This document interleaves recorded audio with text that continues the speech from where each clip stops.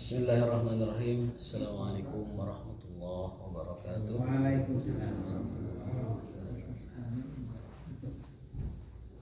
Alhamdulillahirabbil alamin wa bihi nasta'inu ala umuri dunya waddin.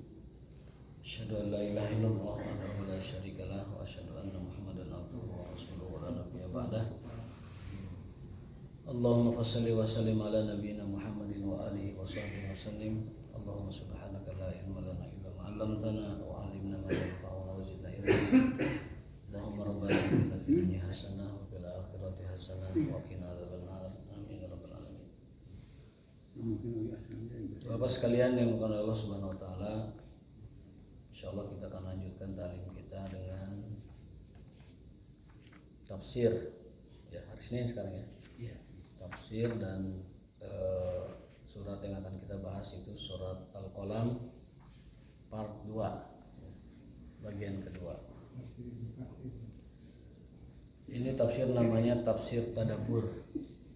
Ada kitab namanya tafsir tadabbur.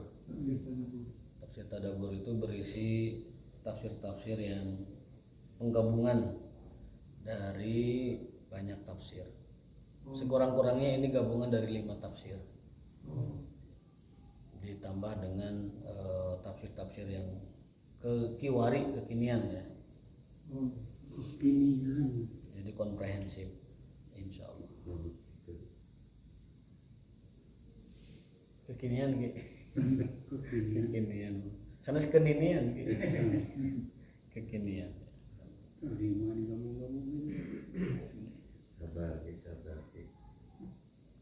Surat Al-Qalam ini kategorinya surat Makkiyah, jadi turun sebelum hijrah, dan jumlah ayatnya ada 52. Nama surat Al-Qalam ini selain Al-Qalam juga surat Nun, karena diawali dengan Nun. Nun wal qalami wama yasturun. Jadi surat Nun. Tema utama surat Al-Qalam itu secara keseluruhan adalah dakwatun lima'anil akhlak. Seruan untuk berakhlakul karimah.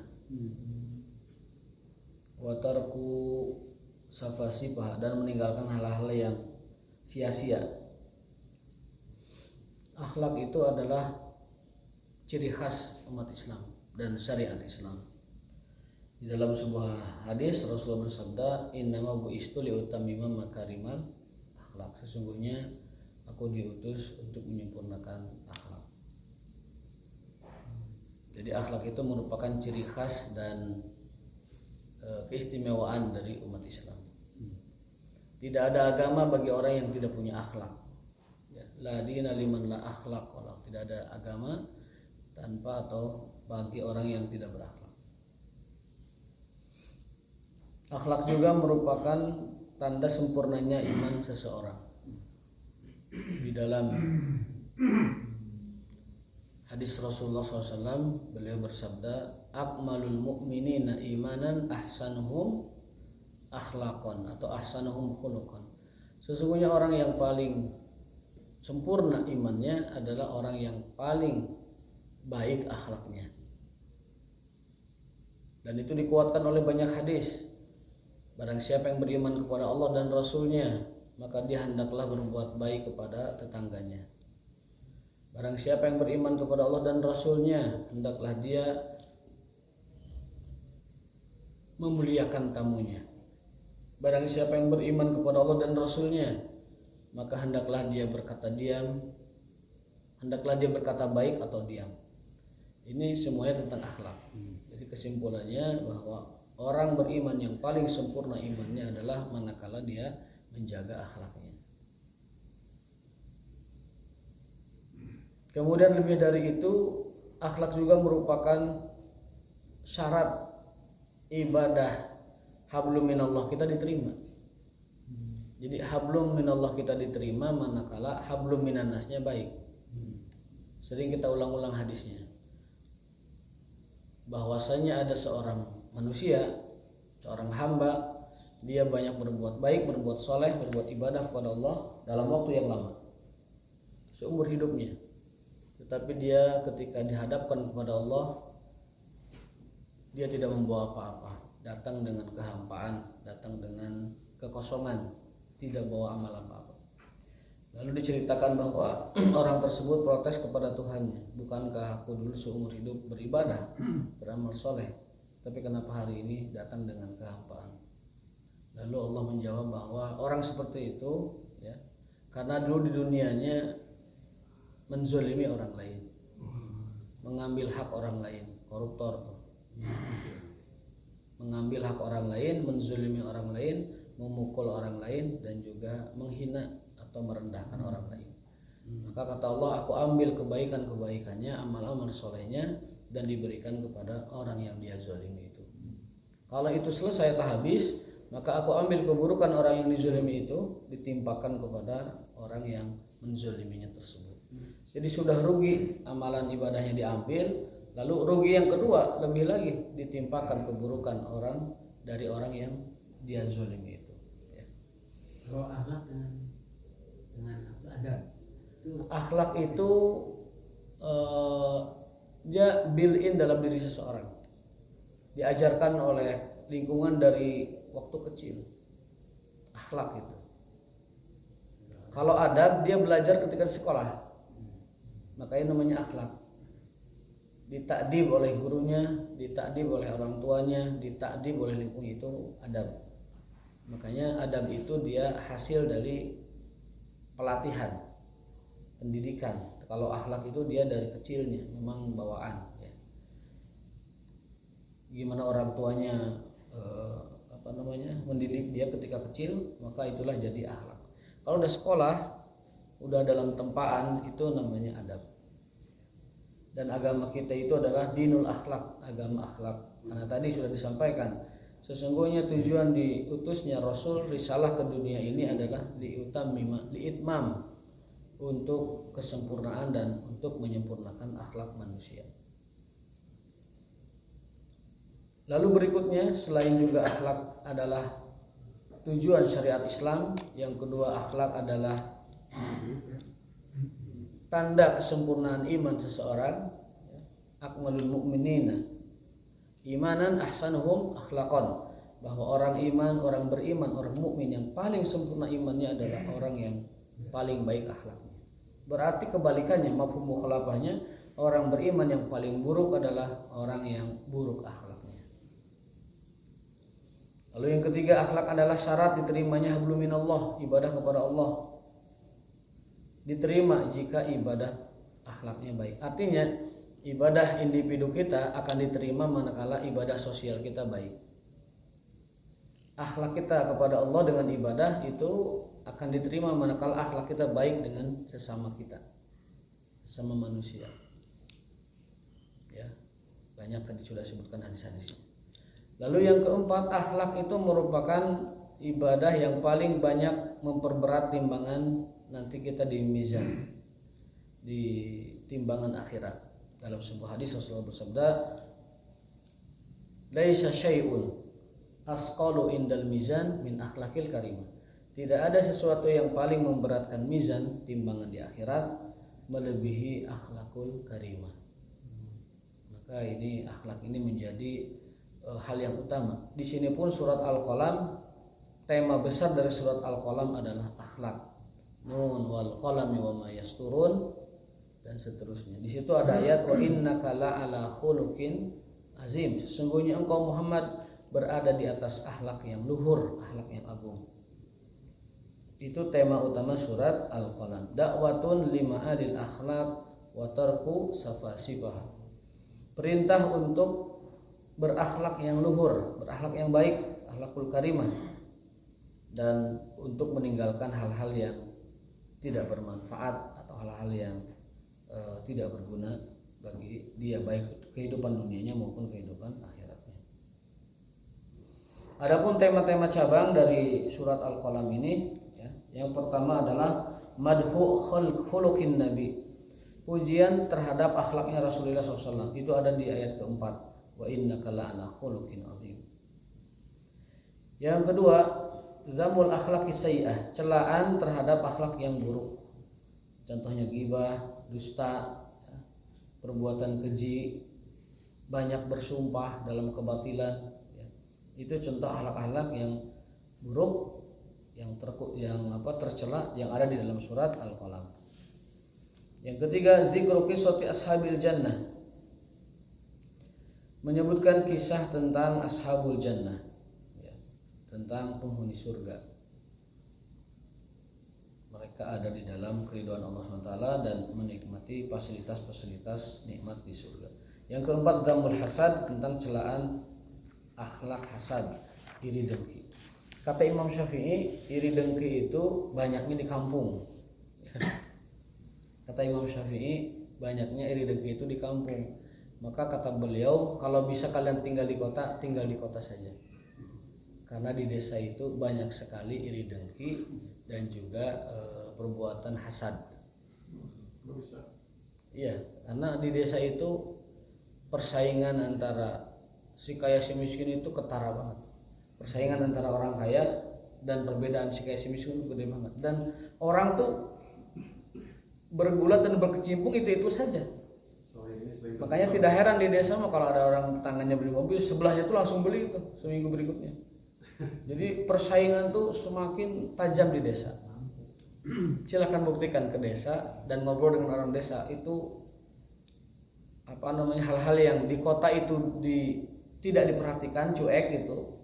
Di desa mah benar-benar sampai kalau ada istilah jarum jatuh saja satu desa tuh tahu. Karena guyup mereka ya. Karena ngumpul dekat. Itu pun negatifnya adalah tadi yang namanya iri dengki dan hasud. Itu hasad paling banyak di desa. Di kampung, coba aja di kampung beda saja sedikit dengan yang lain, beli aja saja barang yang lain, itu ramainya salembur, libur salembur ear senegara. Jadi diketahui banyak orang. Kalau di kota orang cuek, orang mau nikah di gedung, mau nikah di rumah, mau nikah dengan yang murah, mau nikah dengan yang mahal, itu cuek-cuek saja. Mau beli apa cuek aja, itu di kota. Urusan masing-masing. Di kampung disebut kampungan ya. Kalau di kampung beli sesuatu salembur iburna.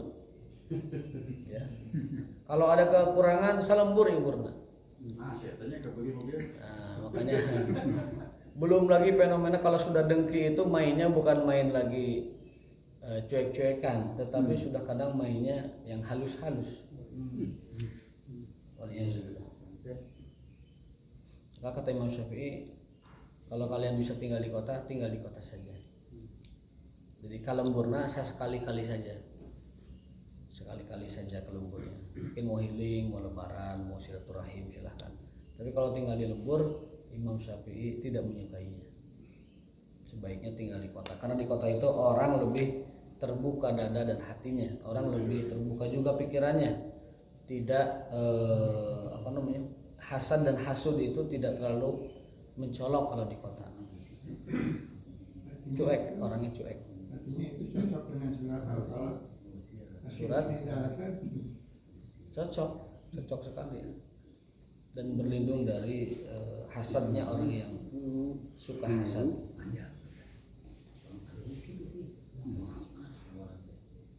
Lebih kencang di kampung ya. Saya beberapa bulan lalu ya, pernah ngobrol sama yang Haji Jenah. Itu ketika beliau berjaya di bisnis pertanian, segala rupa pernah dialaminya. Segala rupa pernah dikirimnya, dialami segala rupa pokoknya. Sampai hal-hal yang tidak terpikirkan itu terjadi. Maka kata dia di kampung mah, kata beliau di kampung mah satu sedikit saja ada kelebihan orang lain itu pasti didengkikan, pasti dihasankan.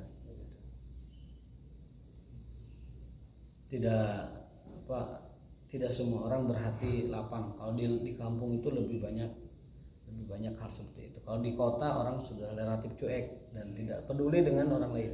Tapi negatifnya di kota memang guyupnya kurang. Kadang tetangga meninggal juga nggak tahu. Ya, tetangga sakit nggak tahu. Kalau di kampung akan tahu semua, cumanya itu negatif. Maka Imam Syafi'i berpesan bahwa hasad dan hasud itu al-hasadu paling banyak adanya di desa. Maka usahakanlah kalian tinggal di kota kalau bisa. Jadi beruntunglah yang sudah tinggal di kota. Kalau ke desa sekali-kali saja. Ya. Makanya saya di Tasik milihnya pun orang kota, bukan orang kota. Ya. Baik, sekarang fawaid walataib, pelajaran yang bisa kita ambil dari surat Al-Qalam. Jadi ini pembahasan Al-Qalam bagian kedua. Ya. Yang pertama, aqsama billahi ta'ala bil qalam li bayani ahamiyatil ilmi wal kitab. Allah bersumpah dengan pena. Li bayani, untuk menjelaskan kepada manusia ahamiyata, urgensi ilmu wal kitabah, dan mencatat ilmu. Jadi pelajaran yang bisa kita ambil dari surat ini, yang pertama, Allah bersumpah dengan pena. Itu pasti pena ada keutamaannya, ada keistimewaannya. Ya, di antara pesan dari ayat pertama ini adalah bahwa sangat penting kita ini belajar ilmu dan menjaga ilmu dengan cara menulis. Ya, menjaga ilmu dengan cara menulis. Kita ini kan makhluk yang secara psikologi tidak bisa fokus lama, Pak. Dalam ilmu psikologi, fokus itu manusia itu hanya berlangsung 15 menit pertama. Paling maksimal 17 menit fokus itu. Selebihnya mah harus ada ngawangkongnya. Harus yang lebih ringan dari fokus pertama. Jadi makanya khutbah Jumat itu kenapa disunahkan sebentar, formal dan sebentar, biar pesan itu masuk kepada para hadirin, ya. Karena di dalam penyampaian 10 menit atau 15 menit disitulah lebih lebih mengena, lebih fokus, ya, ketimbang yang lama. Makanya kalau Jumat dianjurkan untuk sebentar saja. Rasul bersabda, di antara alamat tanda kecerdasan seseorang kalau ceramah itu khutbah Jumat itu sebentar dan sholatnya yang panjang. Nggak kebalik, ini mengayai khutbah kemana-mana segala dibahas, bab pasalnya dibahas, ya. Kemudian tuduh. Jadi menikmati sendiri dia khutbah itu, nyaman sendiri khutbahnya, tidak melihat audiens. Sementara pas sholat pendek-pendek suratnya. Jadi yang utama itu khutbah Jumat itu kalau khutbah itu sependek mungkin, ya. Dalam sebuah hadis dikatakan seperti itu. Min ma'innati rajul, di antara tanda kecerdasan seseorang adalah manakala dia khutbahnya pendek dan sholatnya lebih panjang. Jangan terbalik. Karena itu secara psikologis memang secara teori orang itu hanya fokus yang maksimal itu 15 menit pertama. 17 menit ke sana tuh harus bareng ngobrol. Gitu. Nah, sudah mah fokus kita itu hanya sedikit, 15 menit, nggak dicatat. Ya wes. 12 angin ya. Jadi mampir-mampir aja itunya pengetahuannya. Tapi ala kulli hal sudah duduknya sudah lumayan. Jadi ngandalkan duduknya saja lumayan. Minimal keberkahan dan keridhaan Allah. Sebagaimana janji Rasulullah bahwa orang yang duduk thalabul ilmi tadi dia akan memperoleh sakinah. Itu janji pertama, sakinah. Nazalat alaihimus sakinah. Yang kedua, wasyatum rahmah, diberikan rahmat. Rahmatnya apa? Rahmat itu karunia. Yang namanya karunia itu adalah pemberian yang sangat istimewa. Ya. Karunia itu beda dengan hadiah. Kalau hadiah itu umum, tapi kalau karunia itu sesuatu yang besar, yang megah, yang utama. Nah, orang yang mau duduk menuntut ilmu, Allah berikan karunia, sesuatu yang besar. Yang ketiga adalah malaikat melindungi kita. Wa hafathumul malaikah, menjaga kita, lalu mendoakan yang belajar ilmu, Allahumma fir lahum, Allahumma rahmhum. Dan yang keempat, Allah menyebut nama-nama kita di hadapan makhluk yang lain. Fulan bin fulan hambaku sedang nuntut ilmu. Fulan bin fulan hambaku sedang nuntut ilmu.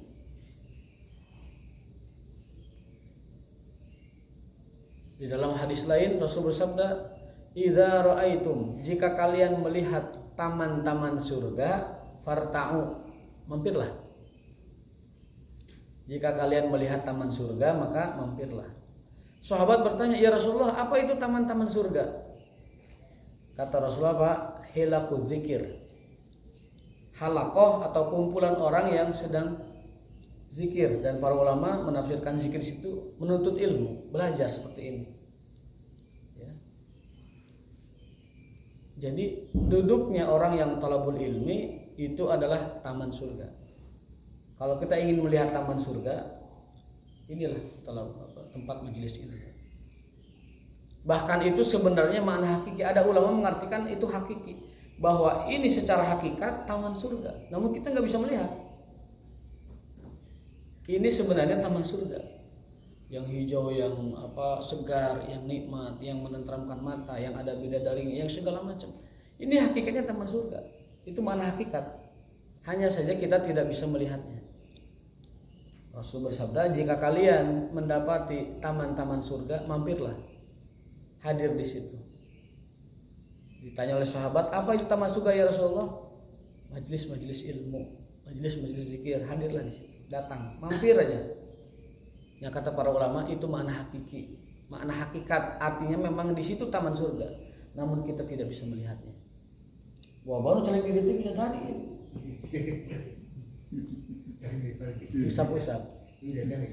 Cuman kita nggak bisa melihat. Mungkin di sini ada pohon surga di sini. Di sini ada buah surga, namun kita tidak bisa melihatnya. Kita tidak bisa melihat. Kalau kita termotivasi dengan itu, ada kajian ilmu nih, taman surga tuh hijau, mampirlah. Farta'u, mampirlah. Nah, ini surat Al-Qalam, pesannya adalah, pelajarannya adalah catatlah ilmu. Al-ilmu kal-ghazal wa kitabah al-fiduh. Ada lagi yang lebih, ilmu itu bagaikan busur panah, bagaikan anak panah. Cepat hilang kalau nggak dicatat. Ilmu itu bagaikan onta, dia cepat larinya dari ikatannya itu. Kalau nggak diikat lari dia, kayak begitu. Kita punya kambing nggak diikat, punya manuk aja lah nggak diikat, nggak dikandangin, nggak diikat, itu cepat larinya kabur. Nah, ilmu juga begitu. Apalagi kalau tadi disebutkan fokus orang-orang sekarang itu kan segitu lamanya. Apalagi kalau tidak dicatat lebih. Maka kalau kita tujuan ilmunya hanya sebatas keberkahan, ya dapatnya keberkahan, tapi pengetahuannya tidak maksimal. Padahal sebenarnya tujuan kita menuntut ilmu itu agar menjadi alim. Agar menjadi alim. Karena apa? Karena keutamaan alim itu, kata Rasulullah SAW, gimana hadisnya itu? Fadlul alim alal abidi kafadlil qamar ala sairil kawakib.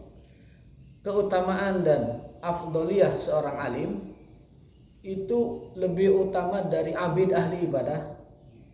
Itu seperti bulan yang bersinar dan terlihat besar itu dari benda-benda langit lain yang kecil. Jadi kata Rasulullah, keutamaan seorang alim itu adalah seperti perbedaan antara bulan yang terang dengan benda langit yang terangnya itu tidak terlihat. Kucap, kicep, bintang kan gitu walaupun besar. Tapi bulan terang dan indah, besar. Itu perumpamaan seorang alim dengan ahli ibadah. Artinya orang yang berilmu itu jauh lebih di atas kedudukannya, afdolnya daripada orang ahli ibadah. Kenapa? Karena ahli ibadah bisa jadi beribadahnya tanpa ilmu dan tidak bernilai. Sementara alim, dia Allah angkat derajatnya dengan ilmunya. Di lanjutan hadisnya, kafadli ala sairi adnakum, perumpamaan orang yang alim dengan orang yang tidak alim seperti keutamaanku, kata Rasulullah, dan dengan orang yang paling rendah di antara kalian, kepada sahabat beliau. Jadi kedudukan alim dengan tidak alim atau ahli ibadah biasa itu seperti keutamaan Rasul dengan sahabat yang paling bawah. Maka tujuan kita adalah belajar supaya jadi alim. Kalau sudah jadi alim, kita akan memperoleh derajat orang-orang yang takut kepada Allah. Innama yakhsyallaha min ibadihil ulama. Sesungguhnya orang yang takut kepada Allah, yang dekat dengan Allah, hanyalah orang-orang yang disebut dengan alim atau ulama. Itu tujuan kita belajar, supaya dapat beribadah kepada Allah dengan baik, supaya kita dapat memperbaiki kualitas ibadah kita kepada Allah, supaya Allah ridho dengan ibadah kita karena kita beribadahnya dengan ilmu, dan supaya kita tahu hak-hak Allah, ma'rifatullah. Ya. Maka agar maksimal dalam belajar kita menuju derajat alim, Al-Qalam memberikan bimbingan kepada kita untuk mencatat ilmu tersebut. Ya, tapi itu terpulang kepada masing-masing. Kalau alim ulama itu berarti Ulama itu jamak dari alim. oh Alim ya, alim itu ada alim, alimun dan alim ulama. Jadi jamaknya itu ulama. Ulama itu banyakan ya. Kalau alim satu orang. Seperti amir satu orang, jamaknya umara. Umara itu jamak dari alim. Nah, sekarang kita mesti mengupgrade, tujuan kita belajar itu agar menjadi alim. Tapi kalau di-upgrade kaseseret itu bisa, tidak kuat ya sudah. Cuman saya hanya ingin menyampaikan bahwa Rasulullah SAW itu tidak suka perkataan-perkataan pesimis. Karena Rasul yakrahu syu'ma, Rasul itu benci perkataan pesimis. Contohnya, geus kolot dah. Udah tua ngapain juga belajar satu, atau sudah tua geus teu kuat nyatet, tidak kuat nulis, tidak kuat mendengar, tidak kuat duduk. Jadi perkataan-perkataan yang sugesti negatif itu Rasul membenci. Atau kumaha hafal Al-Qur'an, kan geus 65. Para sahabat Nabi banyak yang masuk Islam usia 60 tahun dan hafal Quran.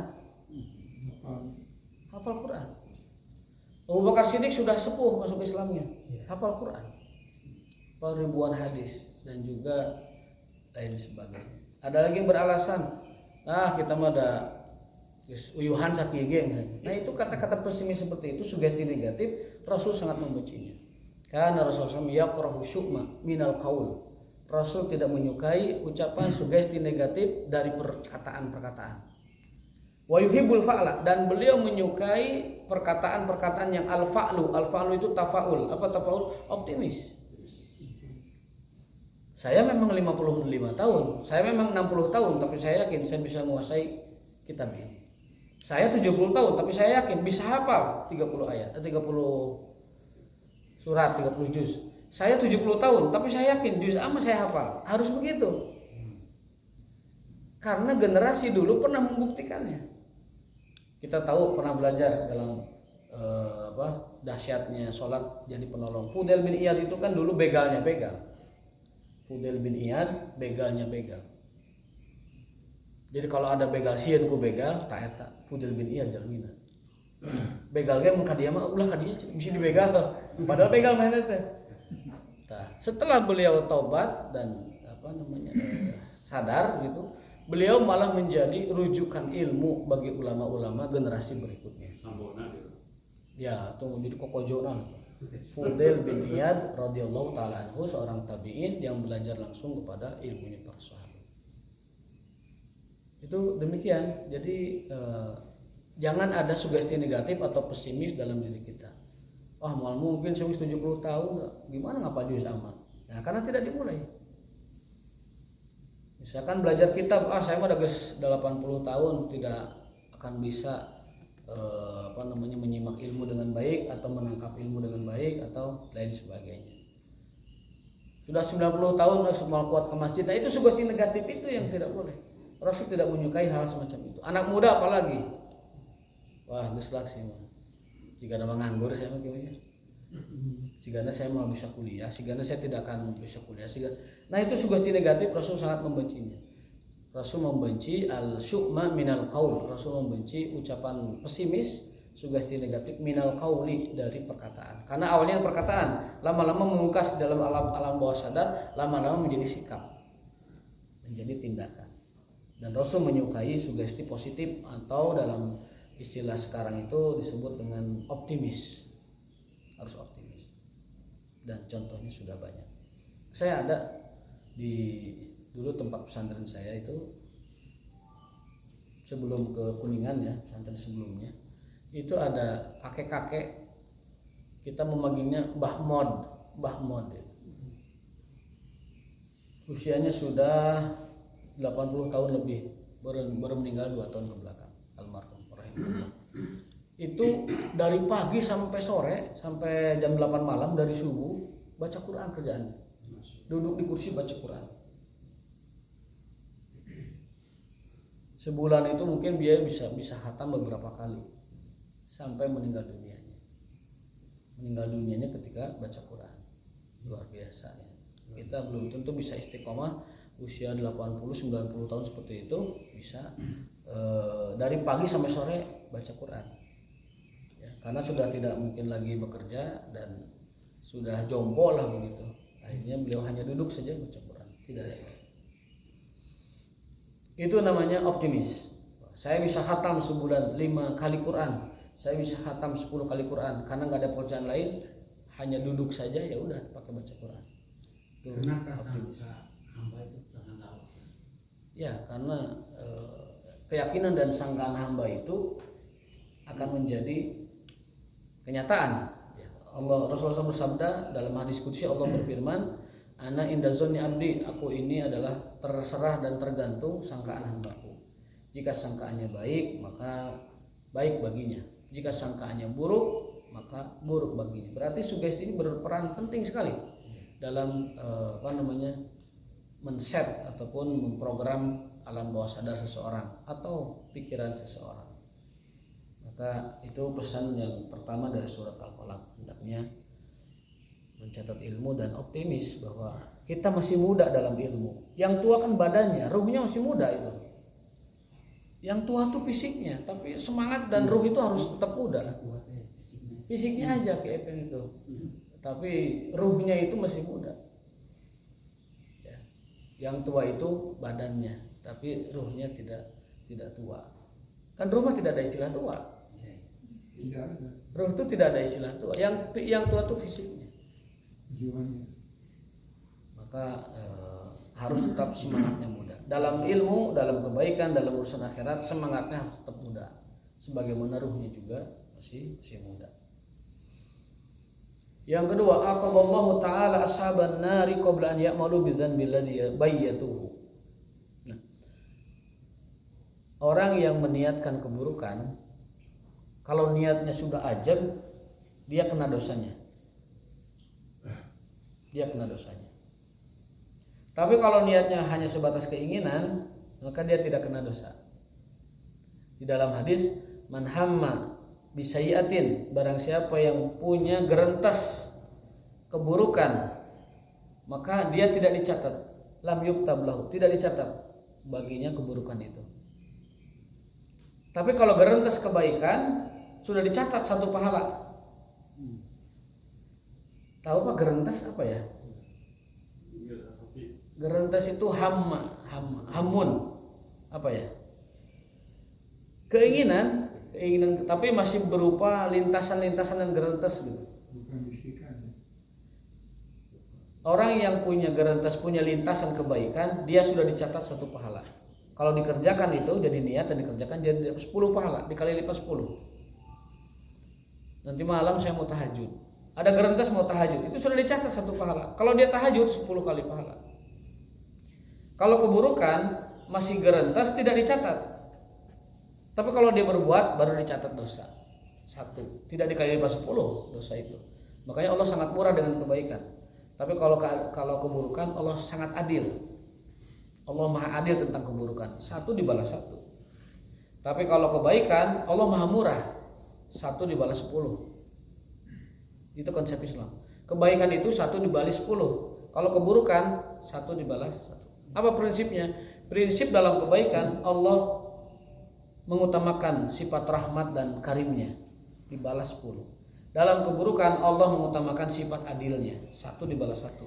Maka orang yang masuk neraka pun itu sebenarnya karena keadilan Allah.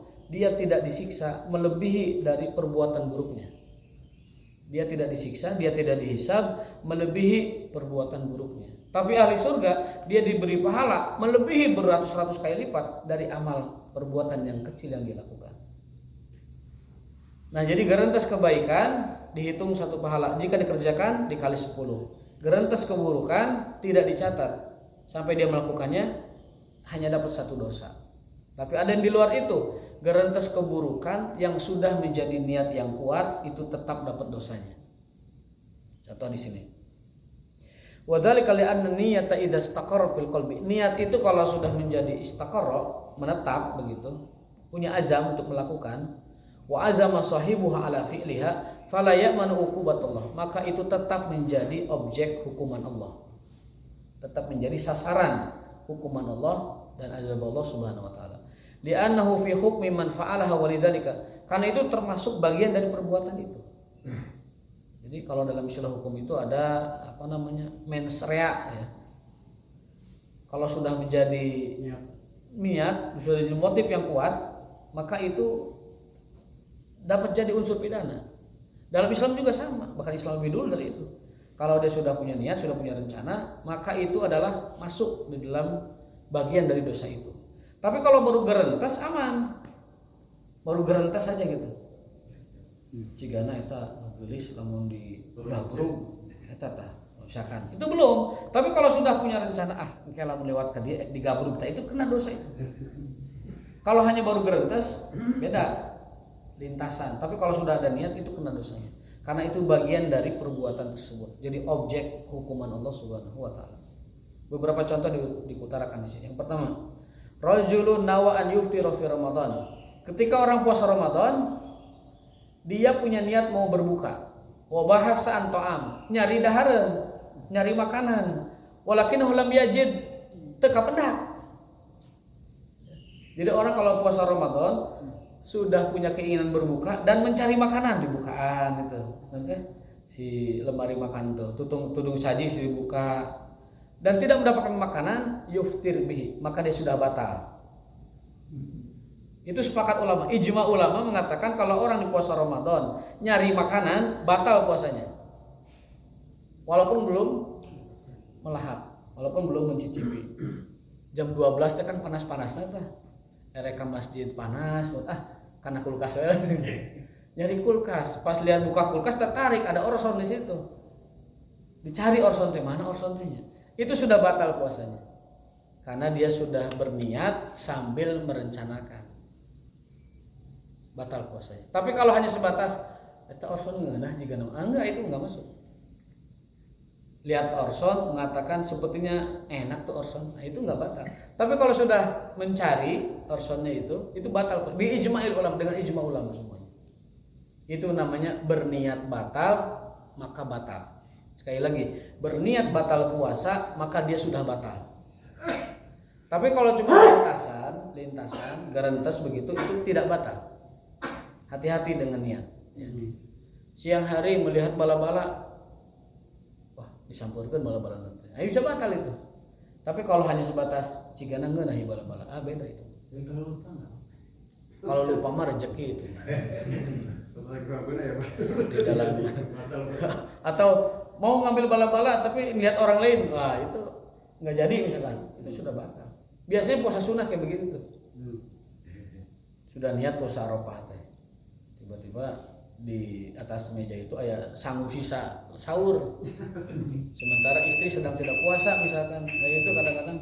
Jadi meniatkan sesuatu kalau sudah direncanakan, sudah matang begitu dan mengambil tindakan maka itu batal. Tapi kalau cuma gerentes lintasan itu tidak batal. Yang kedua, rajulun zahaba fi tariqihi liyasriqa baitan. Seorang sudah mengincar tempat untuk dia mencuri. Walakinal bait kana amiran, tapi pas datang ke lokasi, nah lu bakal jalma di jero teh. Atawa pas naik pagerna jangkung teuing. Atawa pas ngabuka gembokna teu kabuka, ngaragaji pagar teu kabuka, tidak hancur gitu. Itu kena dosanya. Dia sudah mencuri. Tapi kalau dalam hati masih kita imam dirorot jigana banyak hartanya, itu belum karena gerentes. Tapi kalau sudah dia sudah mengincar rumah, sudah menandai rumah, sudah mulai mendekat ke pagar, sudah mulai maju, itu kena dosanya. Itu dihitung pencurian. Falam yastihhat tadkhul fa hukmuhu annahu sarik. Maka hukumnya dia telah mencuri. Dengan kesepakatan seluruh ulama. Artinya hukum ini disepakati oleh seluruh mazhab. Wa ya'samu bihadza, dan dia berdosa atas niat yang sudah bulat tersebut. Walakin laisa alaihi haddu sariqah. Namun secara hukum pidana Islam dia tidak kena haddu sariqah, tidak kena hudud hukuman begitu, tapi dosanya sudah kena. Baik, itu mungkin beberapa pelajaran dari surat Al-Nun. Yang pertama adalah perintah untuk mengikat ilmu dengan catatan. Yang kedua adalah bahwa orang yang sudah berniat keburukan maka dia sudah berbuat buruk itu, kecuali hanya sebatas keinginan atau berhentas hati dalam hatinya. Wallahu ta'ala bishawab wa taufiqun illa billah. Adanallahu wa iyyakum ajma'in. Subhanallahi wa bihamdihi asyhadu an la ilaha illa anta astaghfiruka wa atubu ilaik. Wassalamualaikum warahmatullahi wabarakatuh.